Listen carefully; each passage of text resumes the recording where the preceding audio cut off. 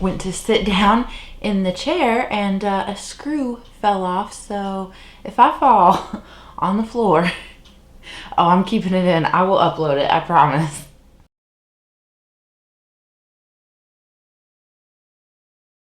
Hey guys, thanks for coming back to check out another video. So all of my neighbors are like home, and I have this like fear that the walls are super thin. I can't hear them, but I'm just like super paranoid that they can all hear me. So I'm like, don't be loud. Do not be your obnoxiously loud self while filming. So let's get right on into this. This is update 5 to the Partners in Cream project pan.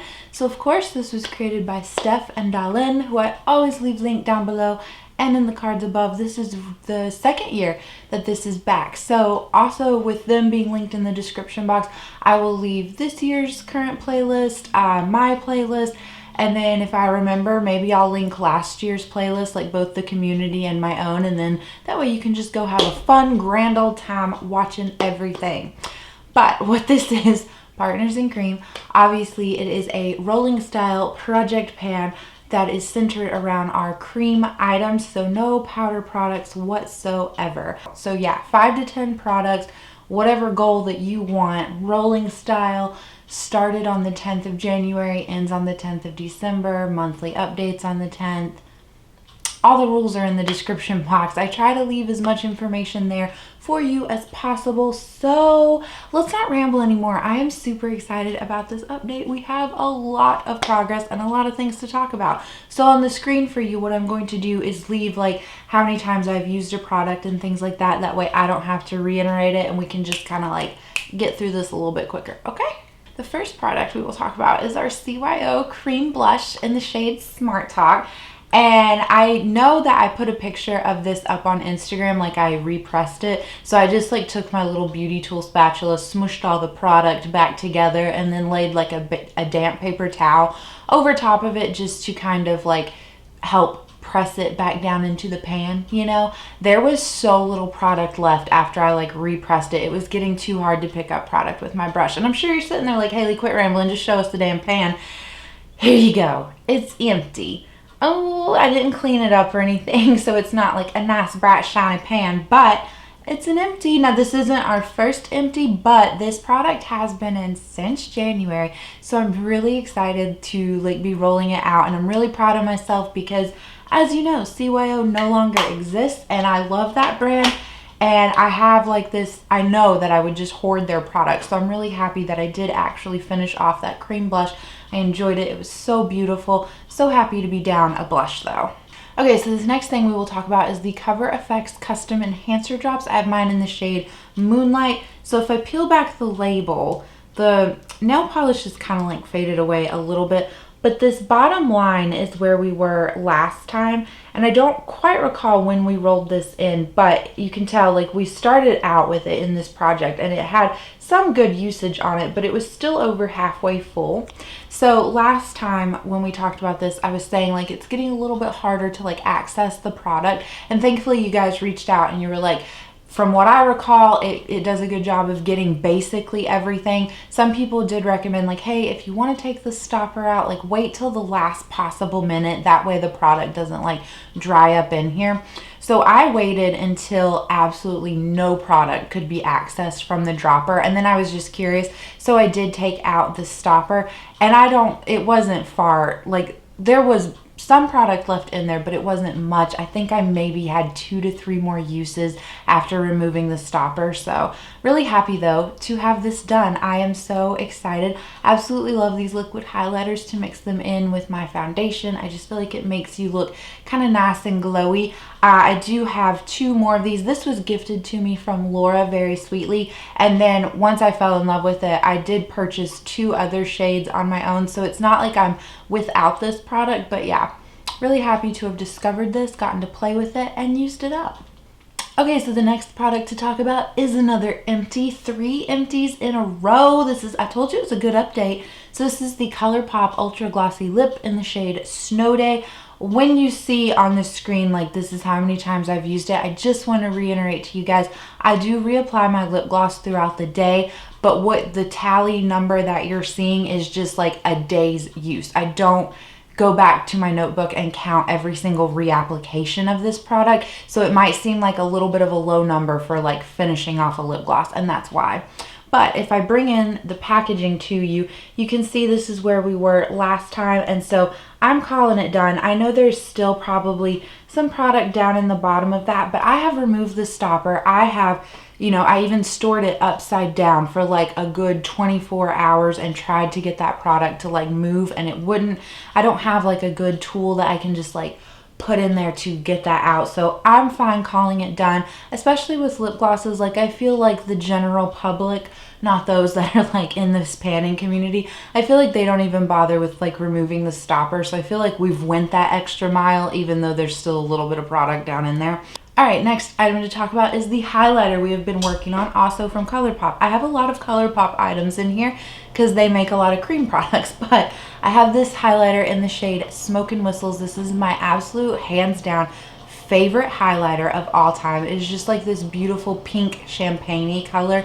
I really, yeah, I just can't get over it enough. So it was, the last time you guys saw it, I had never, this is probably like 2 years old, and I had never had an issue with it like being too dry or hard to work with or things like that. But I was noticing that some of the product was like crumbling when I would use my fingers to like apply this. So I did add a little bit of jojoba oil into this just to kind of like rehydrate it, and that did the trick. It's far easier to work with. It's creamy. Like, I don't have any issues with it, like, what am I trying to say, flaking. So here's what it is looking like now. Hopefully what you can tell is it is pretty thin in the pan there.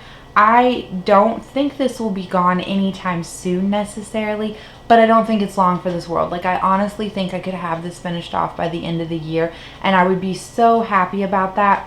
All right, so far everything in this project has had a goal to like finish it off, but this is the only thing that I have in here with a usage goal. So again, it's from ColourPop. It is a lippy stick in the shade Parker. I have a usage goal of 30 times. I am not quite there yet. I do have this on today, but I have a lip gloss topped on top of it, so the color isn't like true to representation.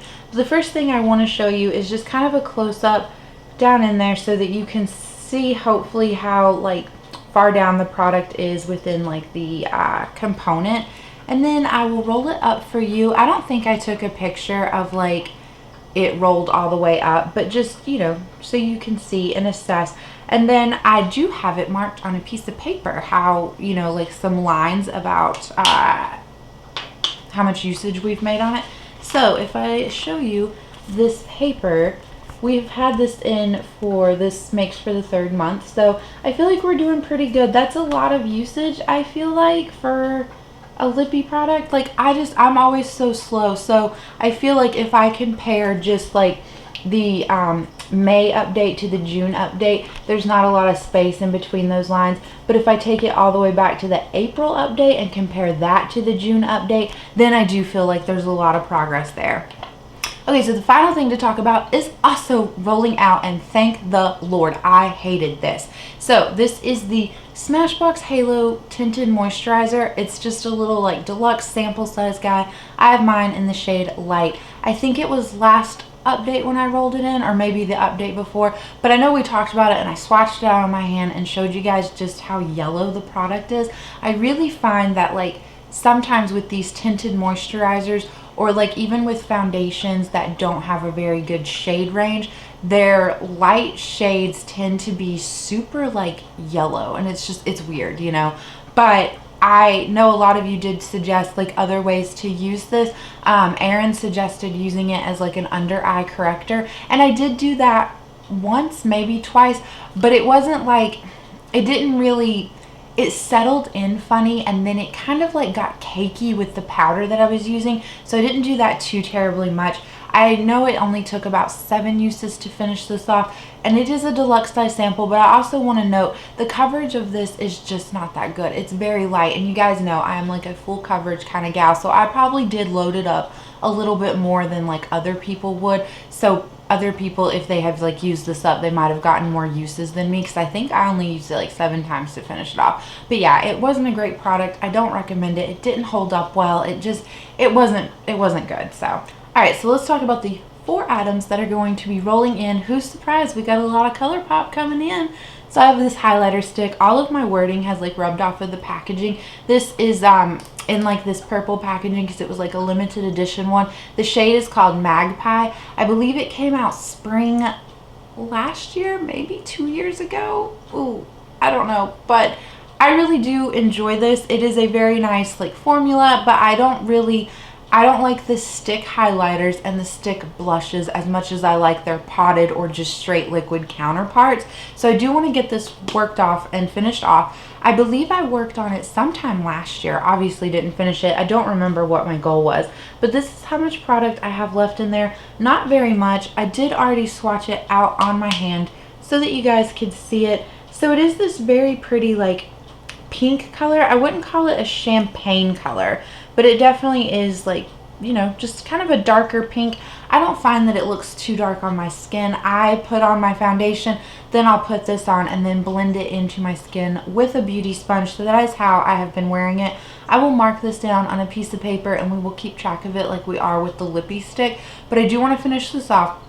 So I do know last year in Partners in Cream, I worked on another stick highlighter, but it was from Tarte and it was like in a smaller size, but it was like this same setup. And I know that when I got down to the plastic bit on that cream highlighter, I did dig it out and I put it into like a little pan. I'm not going to do that with this one. I know some people would, and that's great if you want to do that, but I find that after I like did depot that and like try to get the rest of it out, it didn't perform the same, and it was almost kind of a pain to work with it. So I don't want to do that with this. Once the plastic starts scraping at my face, that's when we will call it done, and that's when this product will be, you know, done with. All right, so the next thing, this is my oldest lipstick, if I'm not mistaken. This is from Bite Beauty. It is an Amuse Bouche lipstick in the shade Honeycomb. I know you guys have seen it off and on in like various videos if you've been here for any length and amount of time.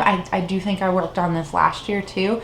It still smells fine, but we all know Bite Beauty is one of those more natural like brands, so I'm like really worried that this will go off, and I absolutely love this shade. I feel like it's my perfect like everyday nude shade, and so I do want to try to finish it off. Like I said, it doesn't smell bad, so I really don't think I'm like in, you know, like danger of it going off, but I also just have acquired so many lip products, and especially ones that are in such a very like similar shade to this, that I really just, you know, how many times do you need one shade repeated over and over in your collection? So I'd rather get this worked out. I will try using this off and on as a cream blush, just because I don't feel like that's a wasteful way to use your lipsticks, and it could look especially pretty if you want like a more monochromatic look.